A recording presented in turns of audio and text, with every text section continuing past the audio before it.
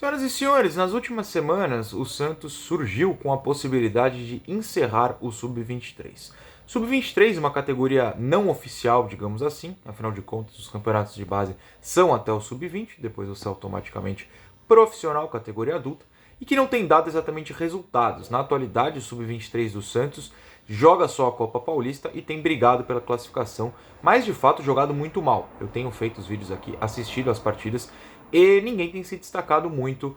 Talvez, além, se forçar um pouquinho, o Lacava, que tem sido o melhor do time. Por surgir este debate se o Sub-23 deveria acabar ou não, dentro do Santos principalmente, eu, claro, chamei Caio Nascimento para falar sobre isso. Caio Nascimento que faz o Eu Vim de Base e é por isso que estamos neste vídeo. E ele também aproveitou para dar todo um histórico do que é o Sub-23, por que o Sub-23 existe. Ele deve acabar como categoria? O Caio trouxe comentários sobre o Sub-23 em todo o mundo. Inclusive tem um mundo aqui atrás. Olha que belezinha. Falando em todo mundo, eu sempre falo aqui também que é um futebol que patrocina o canal, transmite a Bundesliga de graça e você marca o seu time do coração, provavelmente o Santos, para receber notícias. Mas na verdade você lá tem acesso às notícias do futebol de todo o mundo também.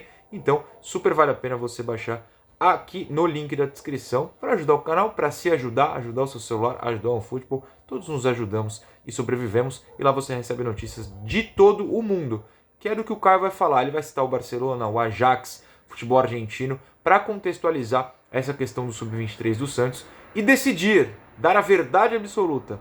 Deve acabar ou não? Confira. Muito que bem, pessoal, Caio Nascimento aqui no Eu Vim de Base para a gente falar sobre um assunto muito pedido, inclusive até pelo dono do canal, né, o Felipe Noronha, sobre o fim do Sub-23, se vai acabar ou não vai. O Santos está pensando nessa possibilidade, né, de terminar a equipe Sub-23. Não é só o Santos que tem essa ideia, o Corinthians também tá. O Corinthians, no caso, a gente já tem até já passaram notícias, né, de que era uma equipe inchada, inflada, mais de 100 jogadores inscritos na categoria Sub-23, né, do Corinthians. E obviamente isso daí pesa financeiramente, porque se vocês acham que o mercado, né, do futebol profissional é muito selvagem, o da base é pior. Já cheguei a comentar sobre isso em alguns vídeos atrás. É muito fácil você fazer transações financeiras, tirar jogador de um time A para colocar o jogador no time G, às vezes completamente diferente, porque às vezes isso até tem conexão com uma transferência de jogador profissional, mas a gente não sabe, é um acordo e tal. Então muitas coisas mudam na base. Fora que, claro, né, futebol de base ainda não é profissional. Entre aspas, não é errado falar isso, na minha opinião, mas ainda é uma categoria amadora. Então, por exemplo, às vezes o garoto ele é menor de idade, precisa de mudar de cidade com os pais, ou às vezes até de país, né, mas precisa mudar de cidade com os pais, acaba saindo do time, vai para outra cidade. Acaba indo para outro time por conta disso. Por exemplo, Gabriel Martinelli, né, do Ituano, foi revelado pelo Ituano, hoje no Arsenal. Ele morava em São Paulo, os pais tiveram que sair de São Paulo, foram para Itu, ele largou o Corinthians, né, onde ele fazia categoria de base, e foi para o Ituano. Quem que acaba como revelador do Gabriel Martinelli? O Ituano. Mas isso daí é uma questão cotidiana, a gente sabe, a gente não é inocente. Existem os acordos, existem os empresários, os caras, né? Então isso daí geralmente pesa bastante, infla muito o futebol de base, não só no Brasil, isso acontece em outros países, acontece na Europa, acontece na Argentina, acontece no Uruguai, etc. Só que categoria de base no Brasil sempre foi um assunto muito delicado, porque nem sempre foi muito debatido, especialmente por sua estruturação, tá? Não digo isso nem em questão literalmente de infraestrutura, de CT, etc e tal. Até do ponto de vista de nomenclatura. Principalmente a categoria Sub-23, porque lá no passado, até pra você que é mais de 30 anos de idade, né, de 25 pra cima, né, já ouviu falar do fraldinha, do dente de leite, era isso que era a categoria de base pro brasileiro. Então assim, não era nem muito por idade. Os subs, né, começaram a aparecer mais pros anos 2000, mais pra frente, junto com a Copinha, por exemplo. A Copinha era uma referência, né, de categoria de base. A Copinha chegou até a permitir jogadores com 23 anos de idade em alguns momentos, depois 21, voltou para 20, depois 21, sempre teve essa mudança, né, de limite de idade. E se você for mais para trás ainda, até pela existência hoje, né, que deve acabar também do brasileiro de aspirantes, mas antigamente os times aspirantes jogavam antes das equipes principais, sobretudo aqui no estado de São Paulo, e tinha um caráter mais exibicionista. Não era uma questão tipo, não é a base, não sei o quê.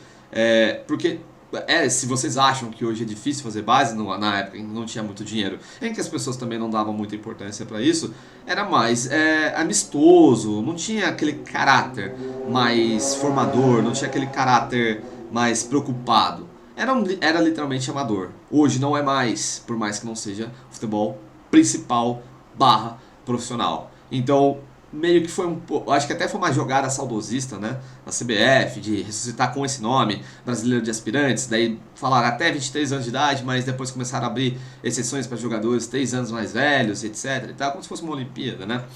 Então, acabou ficando nisso. Então, não foi feito um negócio de uma maneira pensada com a história ou com a estruturação e com a cultura do futebol de base no Brasil. Vou dar um exemplo de duas situações, né? Uma próxima nossa, da Argentina, e do futebol europeu. O futebol europeu tem suas singularidades, mas eu vou usar o UEFA, tá? Como para ficar até mais fácil de denotar algumas situações. Na Argentina tem a história, né? Tem a tradição do campeonato reserva, que eles pegaram esse nome literalmente da Inglaterra, em que existem os times reservas e o campeonato reserva, que é basicamente a equipe sub-23, com a adição de um ou outro jogador principal barra profissional que não está sendo aproveitado, ou está vindo de lesão, ou precisa de condicionamento físico. Eles têm essa liberdade para jogar com o time sub-23, mas esses times sub-23 quase nunca é sub-23, é geralmente sub-20, sub-21 no máximo, porque com 22, 23 anos de idade você já está formado, né? É difícil isso. Então é uma realidade. Na Argentina tem isso também, é uma categoria até 20, no caso não é nem até 23, alguns às vezes muda, mas sempre uma boa parte, né, da história foi até 21 ou 22 anos de idade, com a presença às vezes de jogadores da equipe principal que estão machucados, precisam recuperar, etc e tal. Você rebaixa ele joga ali até voltar ao normal. Então tem isso, só que no caso você tem os ranqueamentos, né, as camadas inferiores. Não tem o 20, tem o 19. Daí depois do 19, 17, depois do 17 o 15 e por aí vai. No Uruguai também é mais ou menos assim. Fora do país, no mapa da UEFA, na Europa, também é assim. Tem o 15, tem o 17, tem o 19, a Youth League, por exemplo, a Champions Leaguezinha, né?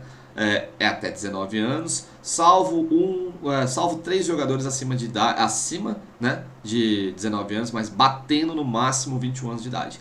3 só. O resto tem que ser sub-19, ou seja, abaixo.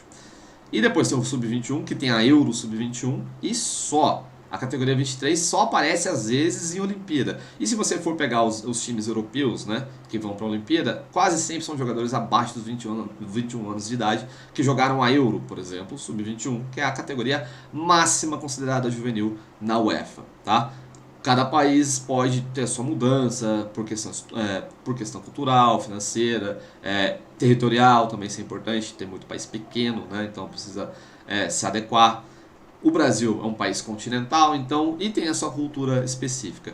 Falei, né, no caso dos aspirantes, que é especialmente o motivo desse vídeo, que era mais exibicionista no passado do que de fato uma categoria muito competitiva.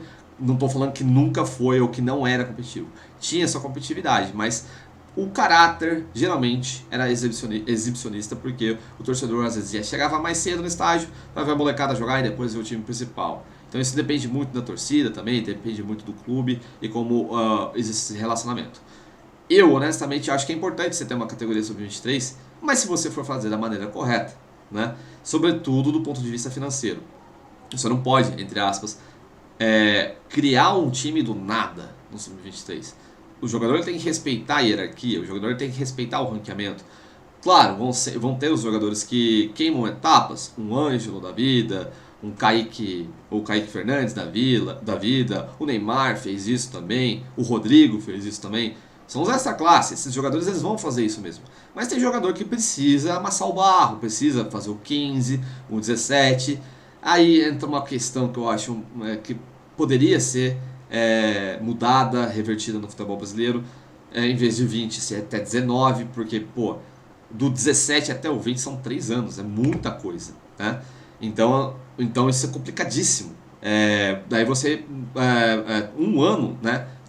Essa diferença, por exemplo, do 15 para o 17 é 2, mas do 17 para o 20 são 3. E esse ano aí, né, que tem a mais, é complicado, tem muito jogador que não está preparado mentalmente, fisicamente para isso. Então, se você diminui, né, esse espaçamento, vai fazendo uma escadinha um pouco mais simétrica, é mais fácil, não só para os clubes, mas também para os jogadores. Né? A gente tem que pensar na mentalidade, porque no caso, né, até os sub-17 são crianças ainda, não são maiores de idade. Muitas vezes eles estão numa situação diferente. A gente sabe a situação social do nosso país.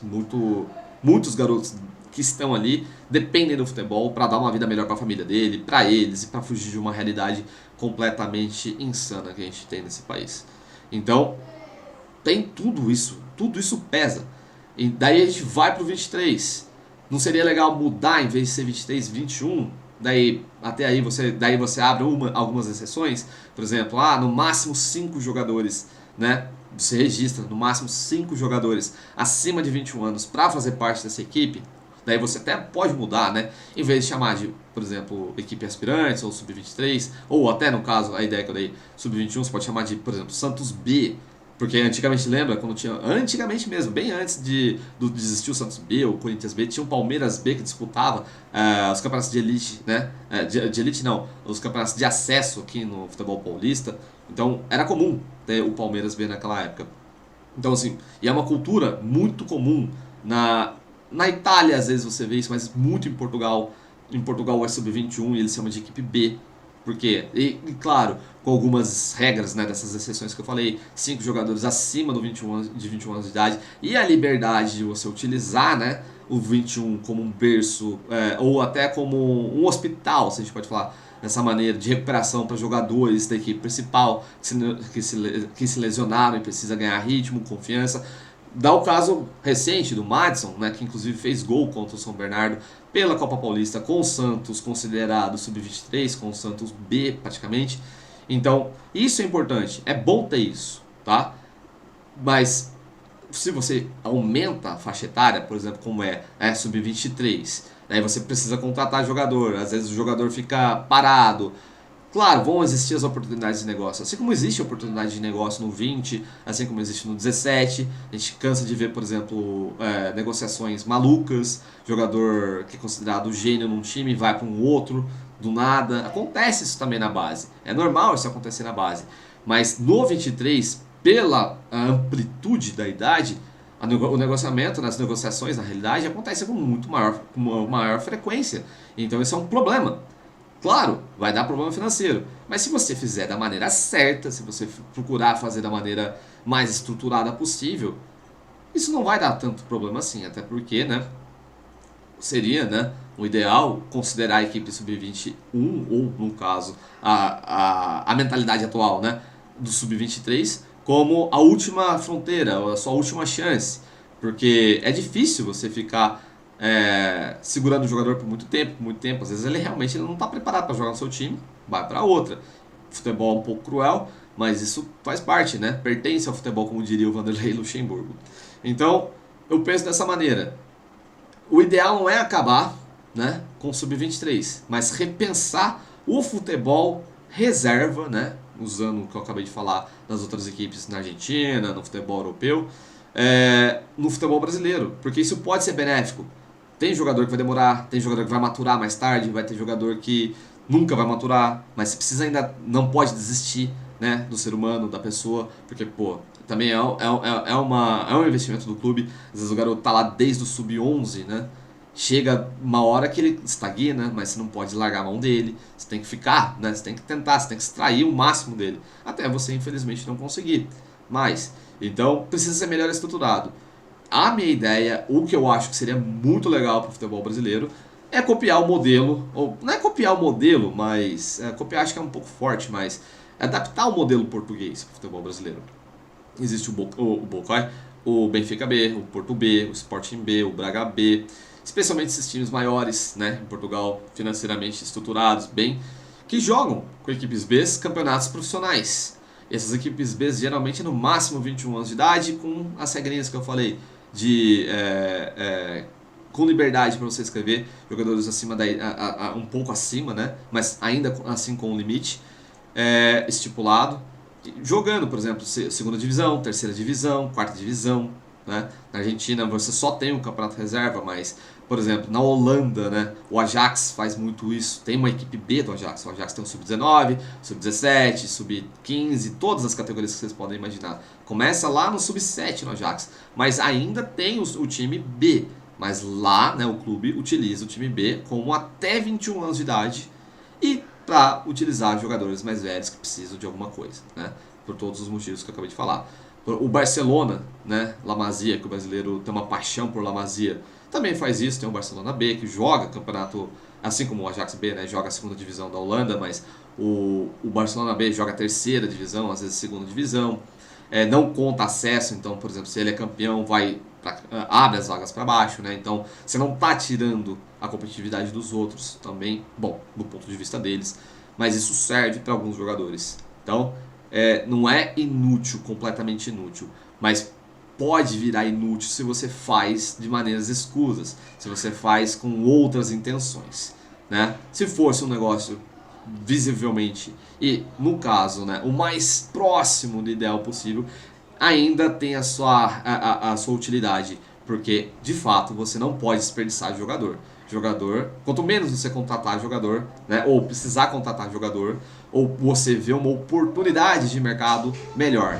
Certo, pessoal? Essa é a minha opinião, o que eu vejo com relação ao Sub-23, né, de uma maneira geral, ou até literalmente as equipes B, não só no nosso contexto do futebol brasileiro, mas também para vocês terem uma noção de como é lá fora, no caso da Argentina, que eu citei, ou no futebol europeu. Certo? Grande abraço.